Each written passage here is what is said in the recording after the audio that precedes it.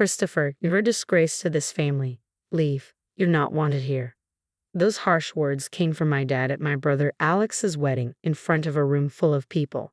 Alex didn't stand up for me. I was about to leave, boiling with anger, when a wedding staff member approached me, asking for help in a moment of crisis. This turned out to be the moment when my dad finally realized who I really was, and he got quite a surprise. "My name is Christopher, and I'm one of two brothers. Our dad, a lawyer, was always tougher on me than on Alex. Growing up, we had no free time between lessons and studying. Even playing with friends wasn't allowed. I worked hard to live up to Dad's expectations and to catch up to my brother Alex, who I deeply admired. But no matter how hard I tried, I always felt inferior to Alex and a disappointment to my dad. The first significant event in my life was taking the entrance exam for a prestigious private school. Knowing it was a long shot, I still tried to get in because Dad wanted it. The result was inevitable. I failed. After that, Dad pretty much ignored me, only speaking to Alex and my mom. So, I ended up going to a local public high school. For those 3 years, I constantly felt stressed. Dad continued to ignore me, and so did Alex, which was heartbreaking. My only solace was my mom. She continued to treat me the same way as always. Right after high school, I left home without saying a word to Dad or Alex. I'd only left a note for my mom.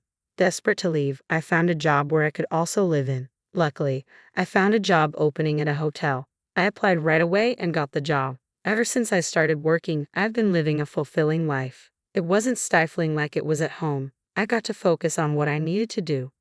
Christopher, another mistake. How many times do I have to tell you?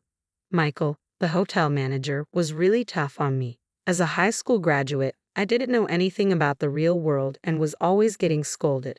Still, I worked hard every day. But it was a different kind of tough from Dad. Michael actually praised me when I did well, which motivated me to do better. Something memorable happened at the start of the new year. New Year's is the busiest time for the hotel. After completing all the required training, I was finally able to work on my own.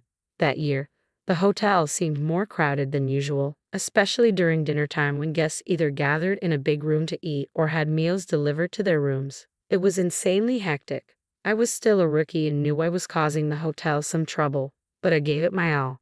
Then a minor event happened on New Year's Day. A coworker got the flu, leaving us short-staffed. I worked my tail off, probably putting in twice the hours mandated by state labor laws.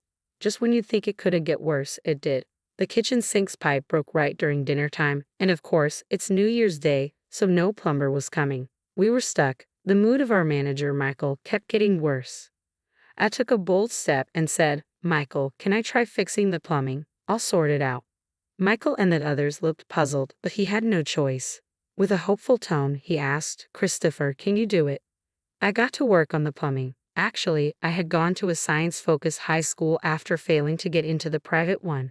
There, I gained specialized knowledge in engineering and hands-on experience. Half an hour later, I had somehow managed to fix the pipe. "Michael, it's fixed," I announced. Michael rushed over and turned the faucet. Water flowed out with force. Everyone in the room smiled. "Great job, Christopher. You're my pride and joy." Being praised by Michael felt amazing. We managed to get through New Year's Day at our hotel. I'll never forget the fulfillment I felt that day. It's fair to say it has shaped who I am today. 15 years have passed since then, and I have fully adapted to this job. One day, I got a letter from Mom after a long time. It turns out Alex is getting married. I keep in touch with Mom a few times a year, but haven't been in contact with Dad or Alex. The letter asked for me to attend Alex's wedding. Why should I go? That was the feeling bubbling up inside me. So, I wrote back to Mom, saying I couldn't attend. Yet a letter from her came right back, begging me to somehow make it. I reluctantly agreed to go. The location was a top-notch luxury hotel. Alex's bride is a young woman from a prestigious company, and the guest list outnumbered those at my work's New Year celebration. It was quite lavish. I thought it was typical of Alex and Dad's style. Their meeting was probably arranged at a party by Dad or was some kind of political marriage. On the day of the wedding, I wore a suit I'd had for a few years and headed to the venue. I gave my name at the reception and was guided to the waiting room. There were already quite a few people there, all looking like high society folks. It must be Alex's bride, the woman with long, beautiful hair in the back. With no one to talk to, I was people watching when I locked eyes with two men I recognized. Their faces were clearly unhappy. Dad and Alex walked up to me. "Why are you here?" I heard Dad's deep voice. It had been years since I'd heard his voice. "Is it so wrong to celebrate Alex's wedding?" "Oh, by the way, congrats, Alex," I said. Alex made a conflicted face. He probably couldn't openly appreciate my congratulations in front of Dad. "What have you been up to all these years?" "No doubt some worthless job." "Christopher, you shouldn't be here," Dad said. As Dad spoke, Mom rushed over to us. "Come on, Christopher is here to celebrate. No need to be so harsh." Mom was desperate to persuade Dad, but her voice was drowned out. "Enough, Mom. Christopher, let me make this clear. You're a disgrace. I don't want you ruining Alex's celebration. Get out." Even I felt the surge of anger. I hadn't wanted to come to Alex's wedding in the first place, and yet I was treated like this. That's why I didn't want to come. "Fine, I'm leaving." "Okay, Mom. This is why I didn't want to be here, to see this terrible Dad," I said and turned my back to exit the waiting room. I picked up my belongings and was about to step outside when I heard someone call out, "Please wait." A wedding staff member from the hotel was rushing over. "What's up?" It seems we have an unexpected guest for today's wedding. We're short on seats and food." Everyone in the waiting room looked worried. Emily the planner, the parents-in-law, and the staff. "I see. Is that what's going on?" Emily couldn't handle it alone, and they were asking for my help. But what did this have to do with me? Reflecting on past actions, I thought they deserved it. All my grievances against Dad and Alex were bubbling up, but then memories from the past filled my mind. Times when Alex and I used to play. Alex always made time to play with me during study breaks. If I just walked away, I would be no different from Dad. I turned back to the wedding staff. "Can you take me to Emily?" The staff member's face relaxed. I quickly followed them back into the waiting room. I returned to the very place I was kicked out of. In the center of the room, Emily, my dad, and the bride's father all wore worried expressions. As I got closer, my eyes met Dad's. "Why has Christopher returned?" "Leave." Dad approached me with a furious look, but Emily got to me first. "General Manager, please help us," she said. Dad's eyes widened in shock. "You see, I'm now the general manager for all the hotels that my current company manages. When I first joined, we had just started expanding. Now we have hotels and wedding venues all over the country. And this hotel we're in right now, it's one of the hotels I oversee. I think I can handle this." I calmly explained the situation. "Dad, I'm busy right now. We'll talk later." Saying this, I turned back to Emily. "Relax, Emily. Get the seats and everything else ready. I'll take care of the food." The stress faded from Emily's face. "Understood. I'll leave the food to the general manager and handle the rest." With that, Emily rushed off. "All right, it's my turn now." Everyone in the waiting room was watching me. I left the room and headed to my friend, Chef Jackson. This hotel has a high-end restaurant, and Jackson, the chef, is a good friend of mine. "Hey, you in?" I called out. After some rustling, Jackson appeared. "Christopher, what brings you here?" "Work. I'm here as a guest today. My brother's wedding is happening here, but we're one meal short. Can you help?" "Sure thing. I'll whip something up with my culinary skills." "Much appreciated. I owe you dinner." "Looking forward to it." I returned to the waiting room after taking care of a few things. The guests had already moved to the ceremony area. Only my parents and the bride's parents were left. "The issue is resolved. We've got an extra meal coming," I announced. Upon hearing this, my mom and the bride's parents looked relieved. My dad looked conflicted. Quite the proud man he is. "Christopher, thank you so much. Because of you, the celebration can go on successfully. It's all in a day's work as a general manager." And with that, we all entered the ceremony hall. The lights dimmed, and the groom and bride entered. Alex looked incredibly handsome, and his bride was stunning. The ceremony proceeded, and then it was mealtime. I confirmed that everyone was served and breathed a sigh of relief. The ceremony concluded successfully. The faces of the groom and bride were filled with happiness. After the ceremony, we had a little talk with Alex's family and the bride's family. The topic was gratitude toward me, especially from the bride's family. I was thanked profusely. These moments are why I love my job. "Christopher, thank you so much. We had the best date ever, all thanks to you." "No worries. Wishing you all the happiness in the world." Thank you so much. I looked at Dad and Alex, both of them wearing complicated expressions. Mom walked over to me. Christopher, you did wonderfully. Thank you. Dad and Alex want to speak to you. I looked back at Dad and Alex. Alex spoke first. Christopher, you saved us. Thank you and sorry for everything up to now. As long as I could help, Alex, it's all good, I replied. Then Dad lowered his head without saying a word.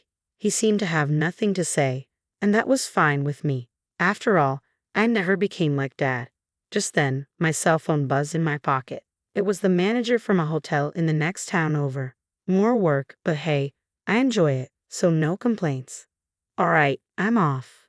Got work to do. You two take care. I probably won't see Alex or Dad again, I thought as I left the room without looking back and headed to work. 3 days after Alex's wedding, I was enjoying a rare day off, sitting on the sofa, sipping warm coffee. That was my happy time. Suddenly, the doorbell rang. Who could it be? I wondered as I went to the door. Alex was there. Surprised, I opened the door. Alex, what brings you here? Sorry, I got your address from Mom. Wanted to talk to you. Christopher, he wants to talk to me. Maybe he came to say thanks again. Well, you want to come in. Pardon the mess. If it's okay with you, Christopher, I'd like that. Alex gave a forced smile. I invited him in and served him coffee. Thank you. Smells good. Alex took a slow sip of his coffee. Seems like we both enjoy coffee. So what did you want to talk about, Alex? Alex put down his coffee cup and looked me straight in the eye. The next moment, he apologized. I'm really sorry for everything. I was puzzled. He came all this way to say that. A phone call would have sufficed. Hey, it's all right, Alex. Alex looked up. Actually, I came today because I want to share some things with you, Christopher. If you don't mind, I'd like you to hear my grievances. Grievances? I was left speechless. Alex began to speak slowly. You might think I'm the older brother who can do anything, but I envy you, Christopher. You're free from Dad's pressures, living your own life away from our parents. I couldn't say a word. Alex felt that way. I had no idea. Silence filled the room for a moment. I felt somewhat guilty. After all, I had unintentionally shifted all of Dad's expectations onto Alex. Choosing my words carefully, I spoke. Alex, I'm sorry. I never considered that you were struggling too. My brother smiled weakly. That's just it. It's not your fault, Christopher. I was the weak one. Hearing that, I finally found my words. Alex, I think you've been through struggles I can't even imagine. I truly admire that. But I also want you to know about me. Taking a deep breath, I paused to collect my thoughts. Alex listened intently, not saying anything. Breaking away from our parents and becoming independent wasn't easy either. The beginning was really tough. Yeah, it's true. We both have our share of hardships, Alex responded. It seemed Alex had more to say. I don't consider myself wise enough to convince Alex, nor do I know the words to do so, I thought. So, I said what I honestly felt to my esteemed brother. To be honest, I think you should do what you really want to do, Alex, without worrying about Dad. After pondering my words, Alex stood up, a relieved look on his face. You're right, Christopher. You've helped clear up my inner turmoil. Thank you.